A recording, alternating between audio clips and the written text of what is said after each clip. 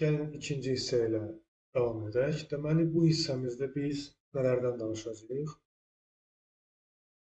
Brainstorming nədir? Yəni, writinglərdə brainstorming nədir? Plan necə qurulur? Plandan paraqrafa necə keçid alınır? Və yekunda bir paraqraf necə esseyə çevrilir? Bundan bəhs edirik. Videoya keçid almadan öncə ilk olaraq mən sizə bundan qabaqki dərsimizdə nələrdən danışmışdıq? Onu qısa olaraq şərh eləmək istəyirəm. Bildiyiniz kimi ilk deməli videomuzda biz danışdıq ki, paraqraf nədir, hansı mərhələləri var və essedən necə fərqlənir, onlardan danışmışdıq və demişdik. Paraqraf əslində topic sentence-dən və supporting sentence-dən, yəni detaillardan və bir də including sentence-lərdən ibarətdir demişdik. Demişdik ki, conclusion sentence yazılanda mütləq şəkildə topic sentence-ə baxılır, ya o paraphrase olunur, ya da ki, sadəcə summarize olunur cümləmiz. Və onda qeyd eləmişdik ki, paraqrafla essay ayrı-ayrı şeylərdir, eyni şeylər deyil. Çünki onların tələbləri də tamamilə fərqlidir. Paraqrafda topic və controlling idea, detail və conclusion var. Və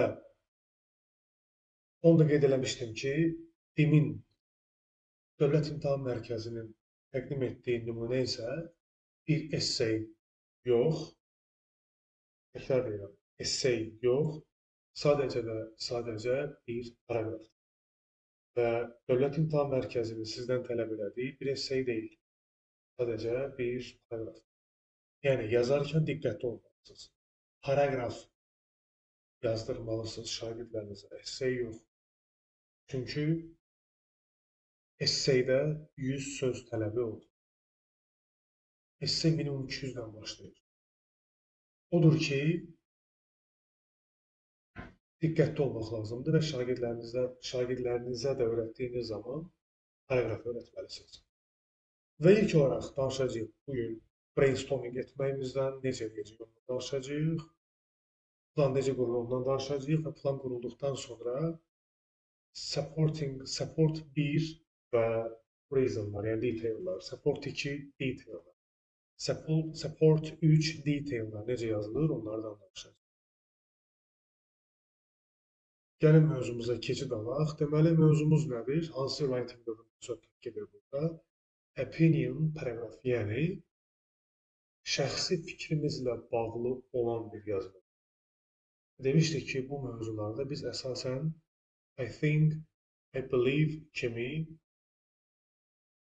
deməli söz birləşmələri istifadə olunur demişdik. Çünki bu bizim şəxsi fikirlərimizdir. Necə ki, hər hansı bir sosial platformalarda hər kəs kommentə öz şəxsi yanaşmasını yazırsa və fikir versəniz ki, heç bir komment bir-birinə bənzəmir, hərənin özünün ayrı-ayrı fikirləri var. Əslində, opinion paragrafda elə gördüyünüz elə budur. Şəxsi yanaşmadır. Yəni, hər kəs ortaq düşünə bilməz. Məsələn, tutaq ki, paragraf yazarsan, tutaq ki, birinci supportun mənfi, ikinci mənfi, üçüncü müsbət ola bilər və ya əksi. Müsbət mənfi ola bilər. Yəni, bu bir yanaşmadır. Hər kəs eyni formada yazmalıdır deyə bir şey yoxdur. Çünki adından bəllidir, opiniondur. Yəni, I think, as far as I am concerned, mən belə düşünürəm ki, deməkləsin. Yəni, şəxsi yanaşmalıdır, approachdur bu. Gəldik, mövzumuz dedik ki, video games and violence, video oyunlar və şiddət, zorakılıq. Bunu çevirsək belə deyə bilərik, zoraki video oyunlar, yəni şiddətlə bağlı olan, içərisi şiddət olan video oyunlardır deyə bilərik. Gəldik olaraq nə edək? Topic sentensimizi müəyyənləşdirək. Violent video games are harmful to young people for several reasons. Bu mövzunun adını görər-görməz ilk ağlımıza gələn bir kəlmə var. Bu oyunlar kimlər üçün? oyunlar yeniyetmə yaş qrupunda olan uşaqlar üçün. Bu yaş qrupundan söhbət gedir. Yəni yeniyetmələrdən söhbət. Məktəbli uşaqlar. Çünki bir yetişkin biri heç bir zaman tutaq ki, video oynayıb, oradakı bir xarakteri özünü o xarakterdə görə bilməz. Mümkün deyil. Çünki o artıq müəyyən bir yaşa gəlib bilir ki, bu bir oyundur və özünü orada görə bilməz. Amma yeniyetmələrdə isə biz bilirik ki, ən böyük problem hər hansı bir obrazı öz xəyalında canlandırma problemidir. Çünki bu yeniyetmələrdə tam yetişkin dövrünə gələnə qədər bu davam edir. İndi dedik ki, video oyun zoraki, yəni şiddətlə bağlı olan video oyunlar. Bir neçə səbəbə görə zərərlidir. Kimlər üçün? Gənc insanlar üçün. Buradan söhbət yeniyetmələrdən gedir. Burada məsələn yaza bilərdik for teenagers or for teens məsələn. Mümkündür, onu yaza bilərik. Bura hətta dəyişdirmək də olar. Məsələn, burada yaza bilərsiniz yeniyetmələr üçün, məktəbli uşaqlar üçün. Yenə deyirəm, opinion olduğuna görə ortaq şey yazmaq, yəni məcburiyyətində deyilik. Hər kəsin öz yanaşması var burada. Və topik nədir burada? Topik oyundur. Amma hansı oyundan söhbət gedir? Zoraki oyunlardan söhbət. Və bizim controlling ideyamızdədir, xəbər hissəsi bizim controlling hissəmiz olur. Are harmful. Kimə? Gənclərə bir neçə səbəbdən. İndi biz də bilirik ki, bir paragraf yazılan detallı, yəni detail hissəsi ki var, orta əsas hissə. O controlling ideyaya uyğun yazılır. Burada artıq hər şey bəllidir. Bir neçə səbəb deyil burada.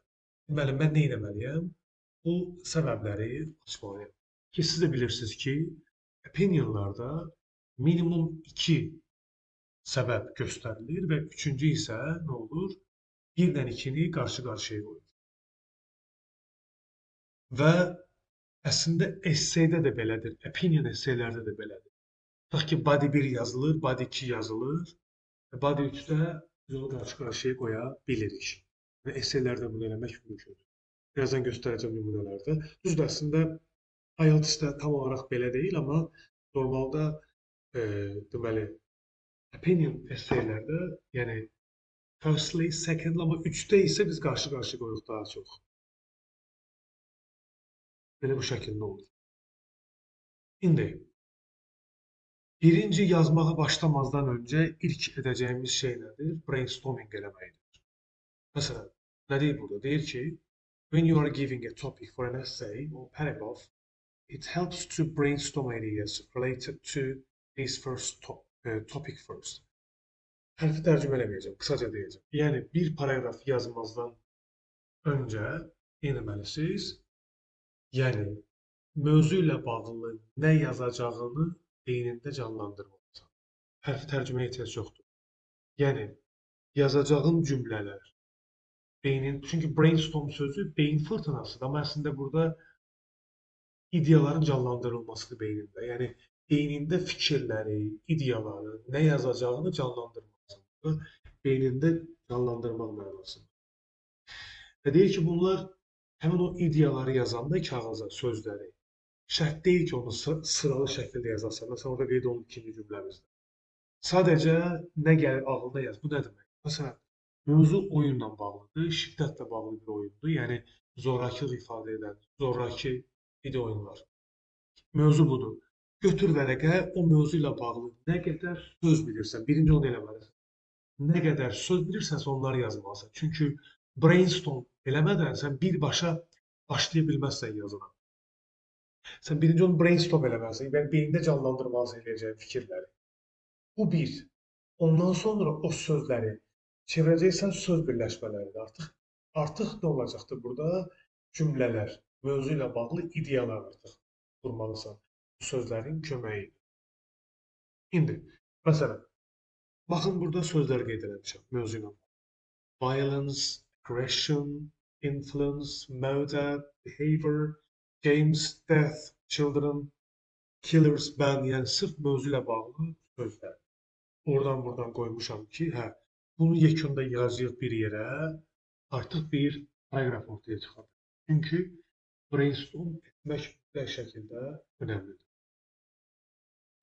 Və ən əsası brainstorming, yəni ideyaların, fikirlərin beyində canlandırılmasından sonra biz artıq onu plan qurmağa doğru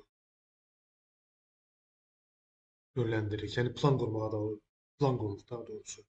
Yəni ilk olaraq brainstormdan sonra plana keçirik.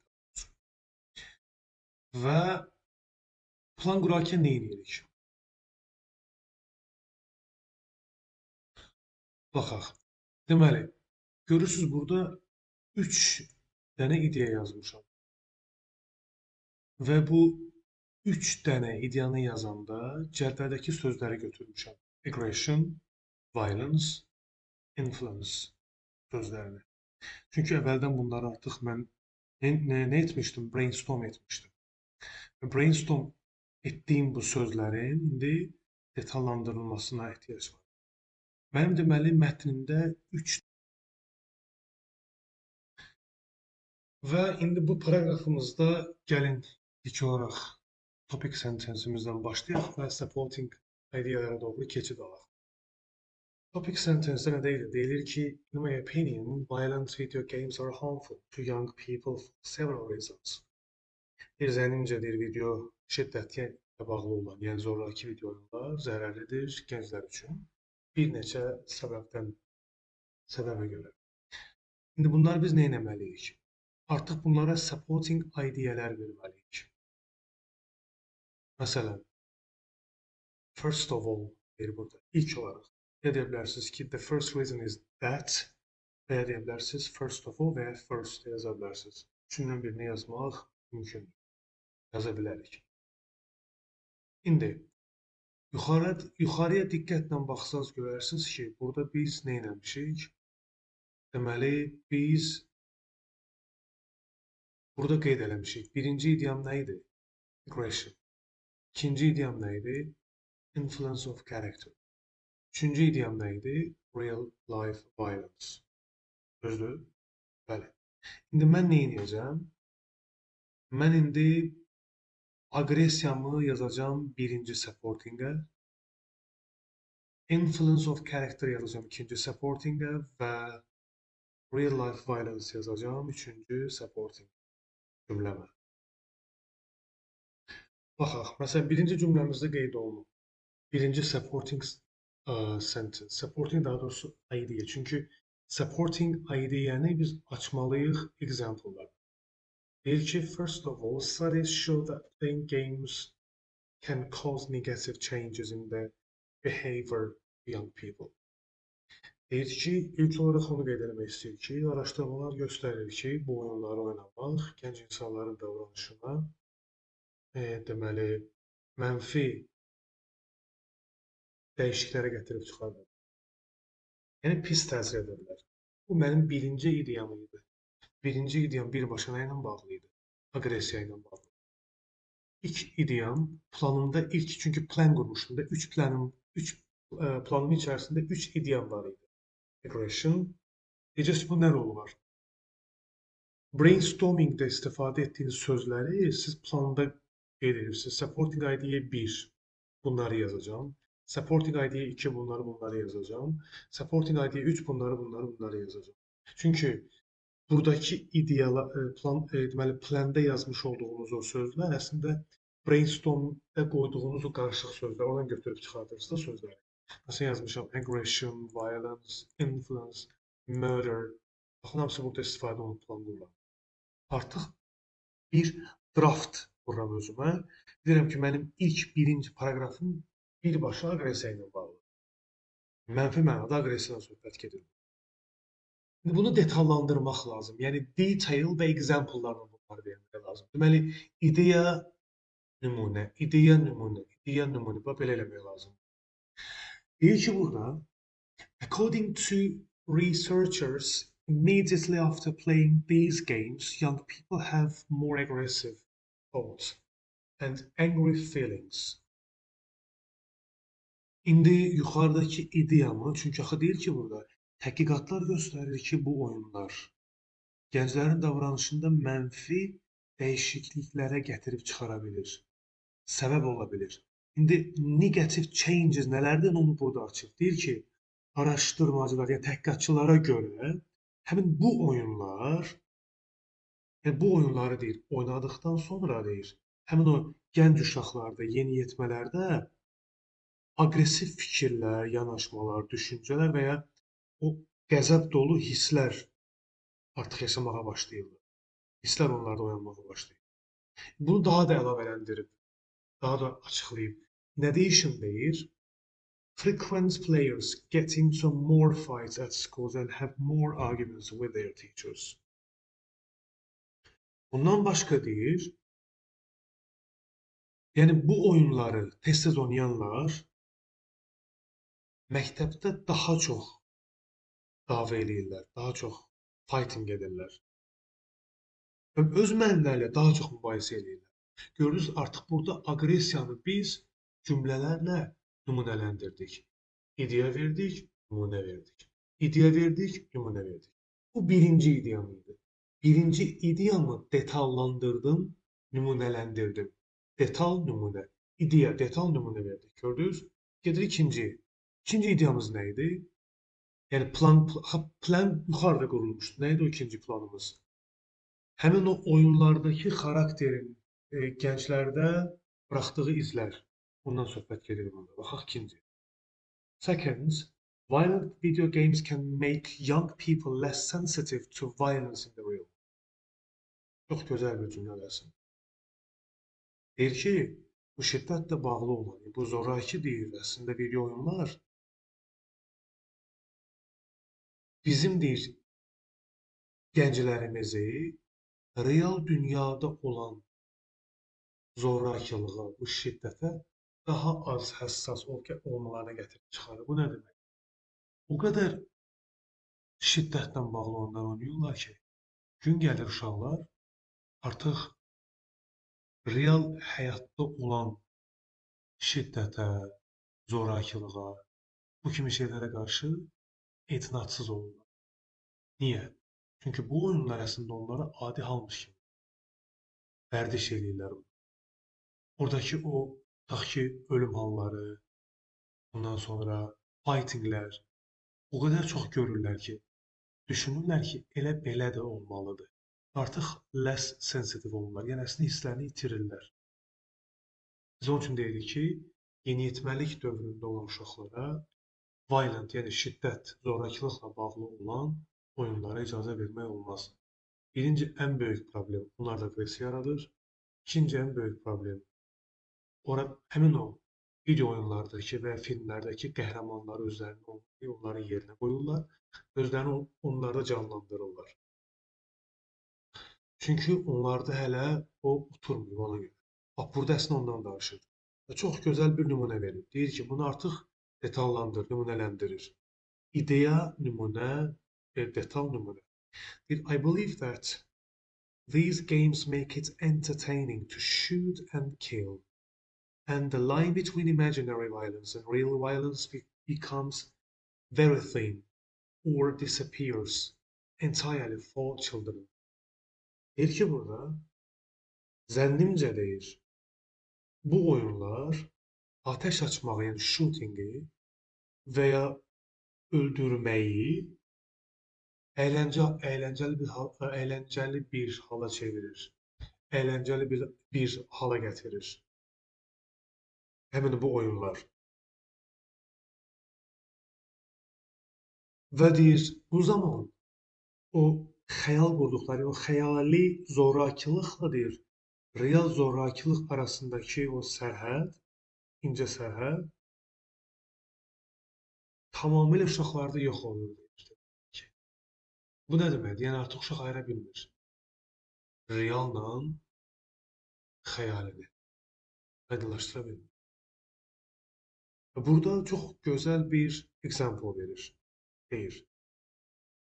Həmin example'ımıza baxaq. Və burada baxın qeyd olunub ki, deyir ki, Deməli, 13-year-old Noah Wilson, for example, was stabbed to death by a friend.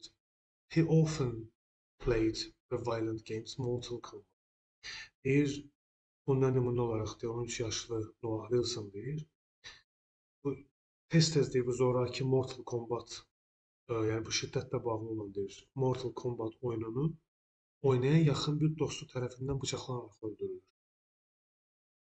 Yəni bir oyunun, bir yeniyetmənin həyatındakı buraxdığı izi görə bilirsiniz də, yəni bir oyun və onun verdiyi nəticə. On a talk show, artıq burada nümunə veririk. On a talk show that I watched recently. Yəni bir talk showda mən bir bunu izlədim. Bir televiziya şovusu mən bunu izlədim. Nəsə bunu oxumağa ehtiyac yoxdur hər birini. Yəni burada artıq nümunələndirilir ki, nədən söhbət gedir burada? Deyir, Noah'nın deyir, anası həmin o talk showda deyir, bildirdi ki, vurğuladı ki, deyir, həmin o oğlunu bıçaqlayan dostu ki var, həmin o şagird, həmin o uşaq, oyundakı Cyrex adlı bir personajın rolunu canlandıraraq öldürdüyünü bildirir.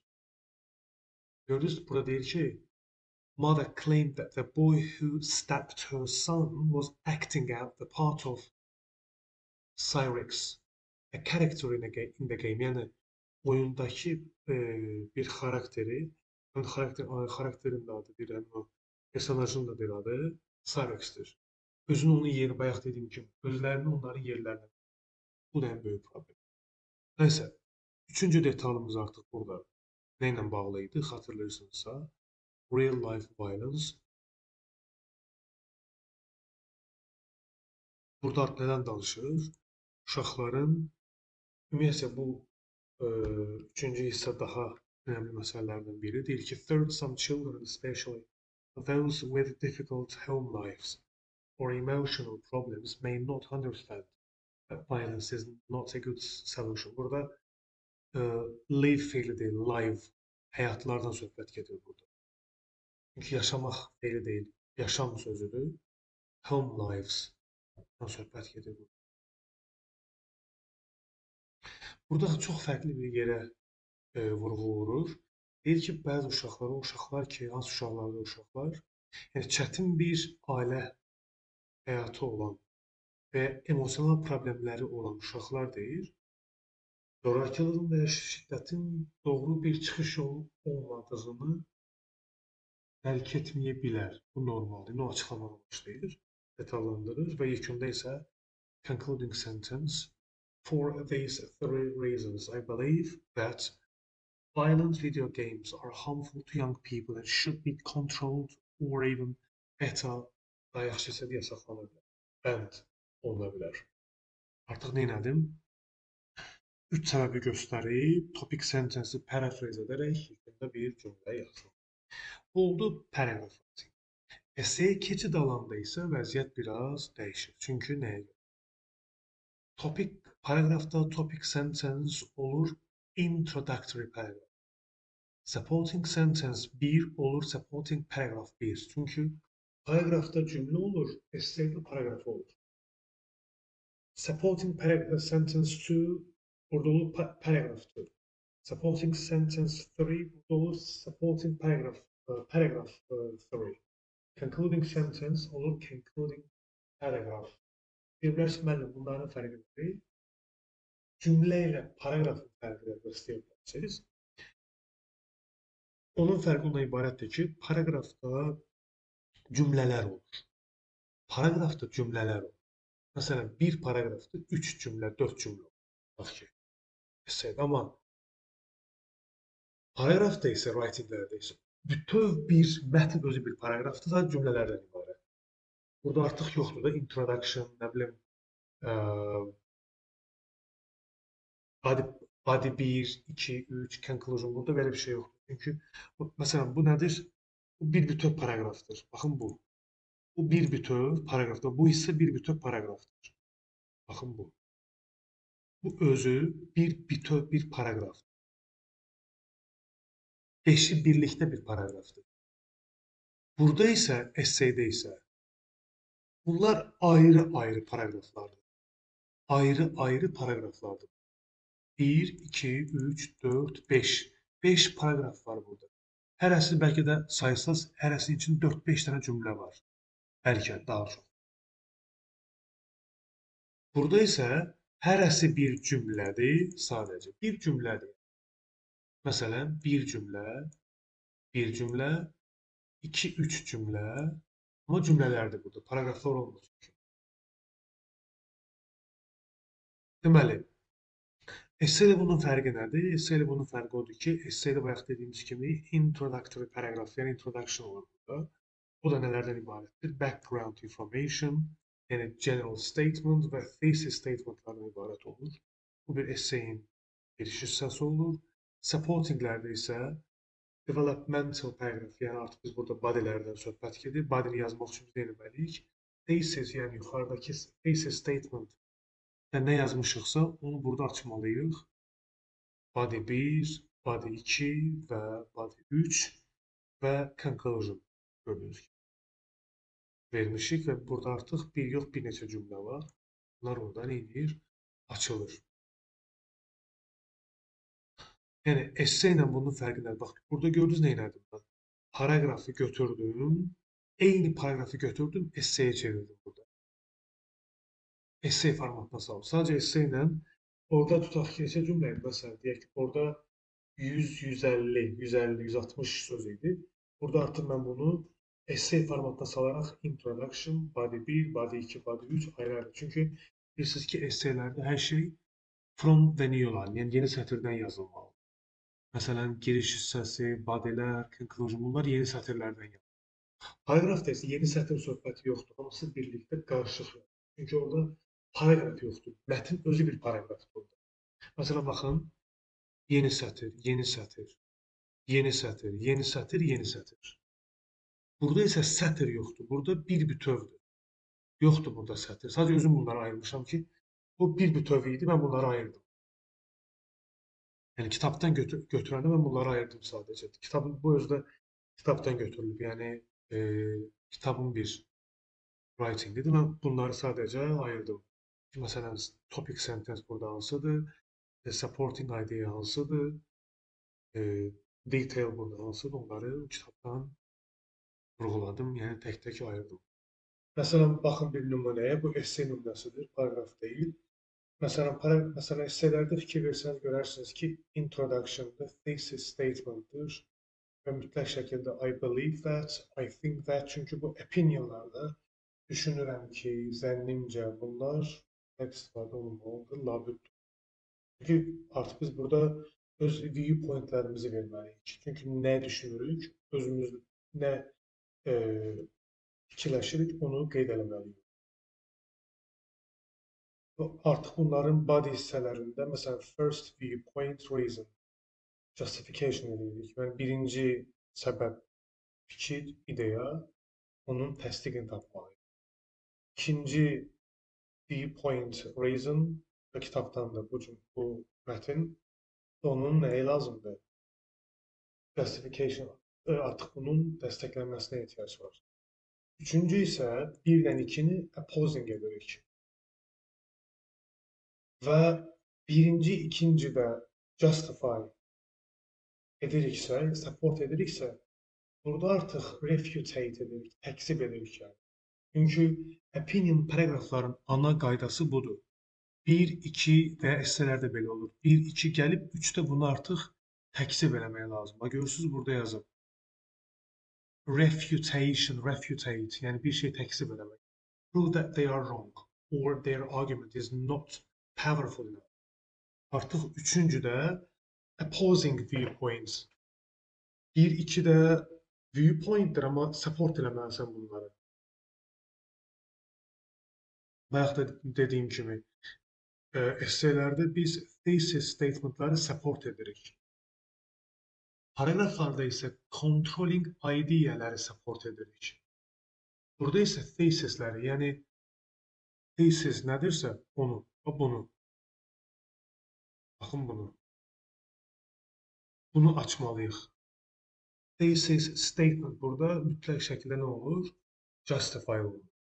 1-də, 2-də. Çünki deyir ki, supporting the thesis statement deyir bu. Fikir verin. Böyle olur. Üçüncüdə isə artıq biz burada support yox, oppose edirik. Başqalarının fikirlərini opposing veririk biz burada. Reasons for opposing viewpoint. State why opponents think that way. Artıq burada açıqlamalısan ki, nə üçün belə düşünür. Refute etməlisən, yəni təkzib eləməlisən. Nə üçün yanlışdır? Sübut olunmalı. They are wrong və yaxud da ki, onların deməli, yanaşmaları kifayət qədər güclü deyil. İki şeydən birini göstərməlisən. Ya deməlisən ki, səhvdir, ya da ki, güclü deyil. Yəni, yetərincə qənaət bəxş deyil. Onu göstərmək lazım. Və conclusion-da nə etməlisən? Restatement of the thesis, final comments on that topic. Yəni, thesis, statement, yəni bu hissə nə olmalıdır? Paraphrase olunmalı. Restate olunmalıdır. Ya restate, ya summarize olunmalı. Main idea. Burada gördüğünüz kimi. Bu da example. Baxın. First reason, second reason, third qarşı-qarşıya qoydu. On the other hand. Artıq mən bayaq bugün onun üçün onu vurğulamaq istəyirdim ki, paragraflarda məsələn Dimin vermiş olduğu nümunədə birbaşa on the other hand-dən başlamışdı. O gün demək istədiyim əslində bu idi. Paragrafa birbaşa digər tərəfdən deyib başlamaq olmaz. Onların elə birinci paragrafı, birinci cümlələri belə idi. Bir tərəfdən on the one hand, on the other hand. Bu şəkildə, bu vəziyyətdə əslində vermək düzgün deyil. Məsləhət də deyil. Nəyə görə? Çünki bu bir opiniondur və sən mütləq şəkildə birinci səbəb, ikinci səbəb, sən sonra deyə bilərsən ki, bir tərəfdən belə, digər tərəfdən belə və s. Amma birbaşa paragrafa bir tərəfdən bu, digər tərəfdən bu deyə bilməzsənsə. Çünki sən hələ heç bir şey göstərməlisən. Sənin reasonların yoxdur burada. First hanı, second hanı, first and second niyə bunlar qarşı-qarşıya qoyulmayıb? Ondan sonra deyə bilərsən ki, digər tərəfdən o olar, orada problem yoxdur. Yəni demək olar bu. Bir yekunda. To sum up, I believe yenə kim inanır? Mən inanıram. Bir opinion edən inanıb inanmamağımızı göstərməyimizdir. Bunu mütləq göstərməyə lazımdır. Mən inanıram ki, mən düşünürəm ki və s.